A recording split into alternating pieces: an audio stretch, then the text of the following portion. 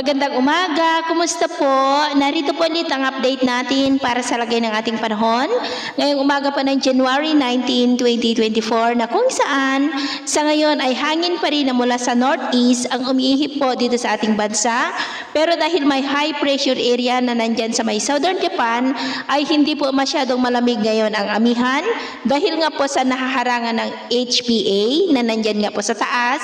Ang shear line ay nandyan rin po sa may Taiwan at may isa pa po na shear line na konektado sa LPA sa silangan ng Japan na nag-i-extend hanggang dyan po sa may southeastern part ng Mindanao. At sa ating long range forecast, wala pa naman pong bagyo na nakikita na tatawid dito sa ating bansa for the next 5 to 7 days, pero may namamataan pa rin dito na consistent na nakikita na posibleng mabuong bagyo sa huling linggo ng buwan na ito at ang development nito ang ating babantayan kung matutuloy yan o hindi at ang unang bagyo ay tatawagin po sa local name na Bagyong Aghon. At sa lagay ng ating panahon, ngayong madaling araw ay maayos pa rin ang panahon sa malaking bahagi ng ating bansa pero may tsansa pa rin ng mga isolated rain sa silangang bahagi ng Cagayan Valley, Quezon, Sorsogon, Southern Samar, ilang bahagi ng Leyte, Sulu Archipelago at silangang bahagi ng Mindanao.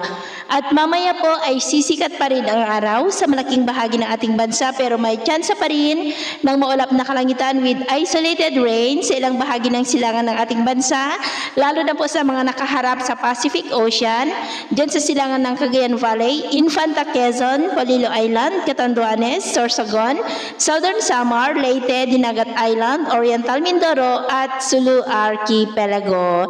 At mamayang hapon, maayos pa rin ang panahon sa malaking bahagi ng ating bansa pero may tsansa pa rin ng maulap na kalangitan with isolated rains, lalo na pa rin sa silangan ng ating bansa at posible po ang malalakas na ulan dyan sa may Caraga, ilang bahagi ng Northern Mindanao at Davao Region, kaya mag-ingat po tayo sa posibleng banta ng mga pagbaha at pagguho ng lupa. At sa atin naman po mga baybayin, maalon pa rin po sa mga baybayin ng silangan ng ating bansa, ng mga alon po ay posibleng aabot hanggang po sa 1.5 to 3.5 meters height. Kawasan muna natin ang papalaot dyan sa mga may kulay pula para po mas makaiwas sa mga sakunang pangkaragatan.